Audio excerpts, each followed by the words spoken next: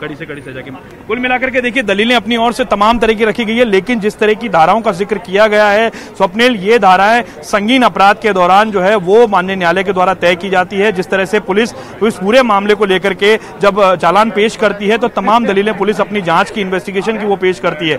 लेकिन बड़ी बात यह है कि इस पूरे मामले में इन तमाम आरोपियों को, इन तमाम आरोपियों नहीं, इन्हें दरिंदा कहा जाए, इन तमाम दरिंदों को दोषी मान लिया गया है। और इन दरिंदों के मामले के अंदर 1 घंटे के बाद, अब से 1 घंटे बाद इस पूरे मामले को लेकर के यानी कि फैसला टाइप होना शुरू हो चुका है। तैयारी पूरी है, कोर्ट पूरी तैयारी के साथ में आज बैठी थी। कोविड का दौरान, कोविड का काम है, इसलिए लोगों को एंट्री नहीं दी गई कोर्ट के अंदर। तमाम जो लोग थे, केवल बचाव पक्ष के वकील, पीड़ित पक्ष के वकील और सरकारी जो अधिवक्ता थे, उन्हें ही यहां पर एंट्री दी गई। और पूरे मामले को लेकर के कोर्ट ने अपना रुख कोर्ट खुलते ही स्पष्ट कर दिया कि तमाम लोग इस पूरे मामले के लेकर के इन तमाम धाराओं के अंदर दोषी हैं। और दोषी पाने के साथ साथ ये जो संगीन धारा है, भारतीय दंड संहिता की जो तमाम जो संगीन धारा है, जिसे ST/SC एक्ट जो राजस्थान और हिंदुस्तान के लोगों को, आम आवाम को जो बनाया गया है लोगों को राहत पहुंचाने के लिए, उस एक्ट की तमाम संगीन धाराएं इस पूरे मामले के अंदर लगाई गई है। अब कुछ देर बाद में जब माननीय न्यायालय इस पूरे मामले का फैसला सुनाएंगे तो लोगों को।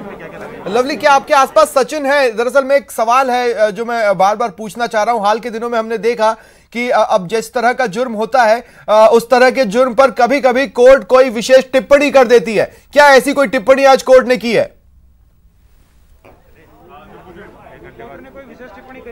देखिए सचिन, इस पूरे मामले को लेकर के जिस तरह से संगीन अपराध है, इस तरह के संगीन अपराधों पर आमतौर पर देखा जाता है कि कोर्ट की ओर से एक विशेष रूप से टिप्पणी की जाती है, क्योंकि जिस तरह का अपराध और कृत्य इन्होंने किया। तो क्या आज पूरे मसले को लेकर के कोर्ट ने कोई विशेष टिप्पणी या कुछ बात कही है?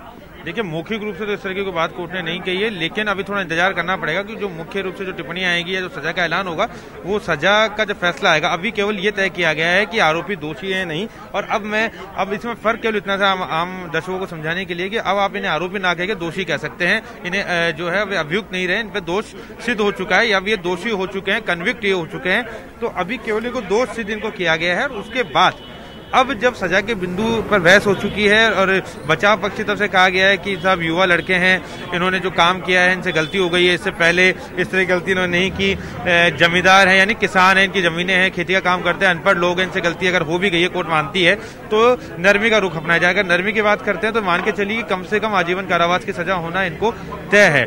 और जो अभियुक्त पक्ष के वकील हैं या जो पीड़िता के वकील हैं, उन्होंने ये साफ कहा है कि कड़ी से कड़ी सजा दी जाए। इस घटना ने अलवर ही नहीं पूरे राजस्थान का नाम खराब किया है।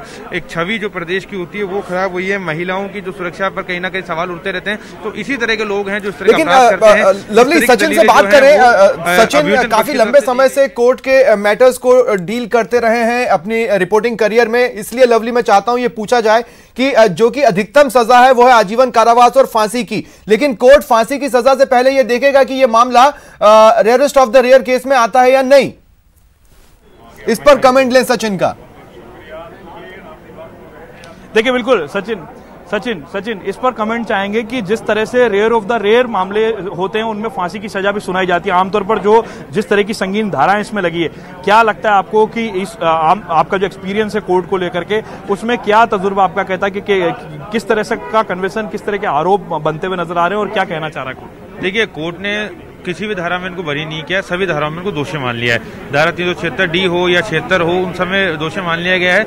लेकिन इनकी उम्र को देखकर और घटनाक्रम की जो परिस्थिति जन्य साक्ष्य हैं, जैसा कि बचाव पक्ष के वकील भी कह रहे थे कि फोटोग्राफ लेट सबमिट किए गए, मामला देरी से दर्ज किया गया, मेडिकल रिपोर्ट कराई गई, उसमें पुष्टि जरूर हुई है, लेकिन इतना समय बीत गया था कि वो प्रूव होना, अगर जो सीमन की बात करें वो साफ हो गया था। उस तरह के कोई एविडेंस इस तरह के नहीं है कि इनको शायद सजाए मौत दी जा सके। देखिए, लेकिन ये बिल्कुल कोर्ट का मामला है। कोर्ट ने अगर दोषी करार दे दिया है तो सजा कुछ भी हो सकती है, लेकिन इस तरह के मामलों में इनकी उम्र को देखते हुए और तमाम तरह के जो सर्कमस्टेंशियल एविडेंस है उनको देखते हुए माना जा रहा है कि इनको फांसी की सजा तो शायद नहीं हो पाएगी, लेकिन आजीवन कारावास की सजा होना इनको तय है। ये आप मान के चलिए, क्योंकि 376D में जो कम से कम सजा है वो आजीवन कारावास है, जो मैक्सिमम पनिशमेंट है वो फांसी की सजा का प्रावधान है। उसके अलावा ST/SC एक्ट की धाराओं के अंदर भी इन्हें दोषी माना गया है। देखिए, इनको सभी धाराओं में दोषी मान लिया गया है, चाहे वो SC/SC एक्ट की धारा हो या अपहरण की धारा हो या जबरन बंधक बनाने की धारा हो या जो आरोपी मुकेश है उसको जो है वो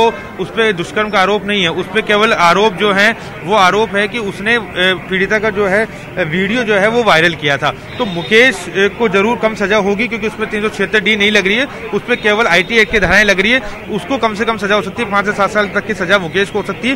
लेकिन जो बाकी शेष आरोपियों को मान के चला जा रहा है। लेकिन एक बात और मैं करना चाहता हूं, देखिए हमने कई सारे केसेस में देखा है कि जो दोषी होते हैं वो इस बात पर लेवरेज ले जाते हैं कि उनको आगे भी कोर्ट में और जा सकते हैं, वो वहां पर अपील कर सकते हैं, और हो सकता है इस केस में भी ऐसा हो। ऐसे में सबसे पहले इनिशियली तो यही देखा जाता है कि जो इनिशियल फैसला आया वो कितना पुख्ता रहा, कितना पेटी बंद रहा, कितना कंप्लीट रहा, ताकि आगे के कोर्ट्स में वही डिसीजन स्टे कर पाए।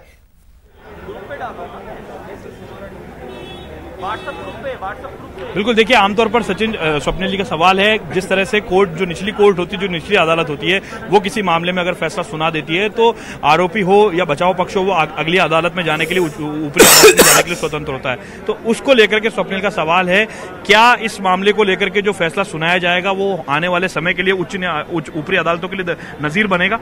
देखिए ये देखना होगा कि जो हायर अदालतें हैं, चाहे राजस्थान हाई कोर्ट हो या फिर सुप्रीम कोर्ट हो, ये दो ही अदालतें बसती हैं। इसके बाद अगर आज का फैसला वो बरकरार रखती हैं तो ये नजीर बनना तय है। और इस तरह के मामलों में अमूमन देखिए केवल हाई कोर्ट या सुप्रीम कोर्ट हो, इस तरह के जब मामले जाते हैं तो उसके अंदर पूरी ट्रायल कभी नहीं होती। जो कोर्ट का फैसला होता है बस उसी पर लेकर चर्चा होती है। लेकिन आज अगर दोषी करार दे दिए गए हैं तो बहुत कम चांसेस हैं कि ऊपर की अदालत इस फैसले को बदल दे, क्योंकि आज का जो फैसला होगा वो नजीर इसलिए भी बनेगा क्योंकि इस तरह का ये राजस्थान का कल्चर इस तरह का नहीं रहा। राजस्थान के कल्चर में इस तरह के अपराध नहीं होते हैं। अलवर एक ऐसा मात्र शहर है जिससे हम कह सकते हैं कि सब पड़ोसी राज्यों की जो सीमाएं मिलती हैं उसकी वजह से इस तरह की घटनाएं हमने अमूमन यूपी या बिहार में सुनी है। राजस्थान में इस तरह के गैंगरेप होना, रास्ते में रोक के निर्वस्त्र करना, पति के सामने रेप करना, फिर वीडियो बना के वायरल कर देना, इस तरह की घटनाएं राजस्थान में कभी कभार ही सुनाई हुई। परिवार को धमकाना, बिल्कुल, फिर परिवार को धमकाना और उसके बाद मामला दर्ज नहीं होना, फिर पूरी मशीनरी का एक साथ लगना, मामला दर्ज होना, 2 SP लगा देना,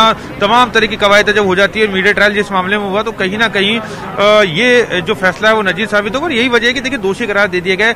अगर जिस तरह के बचाव पक्ष के वकील की बात करें, ये देखिए मैं नहीं कह रहा हूं, बचाव पक्ष के वकील का कहना था कि जो मेडिकल रिपोर्ट थी वो लेट थी, मेडिकल रिपोर्ट को देरी से बनाया गया, उसमें कहीं साबित नहीं होता कि भाई जो सीमन मिला वो इन्हीं आरोपियों का था।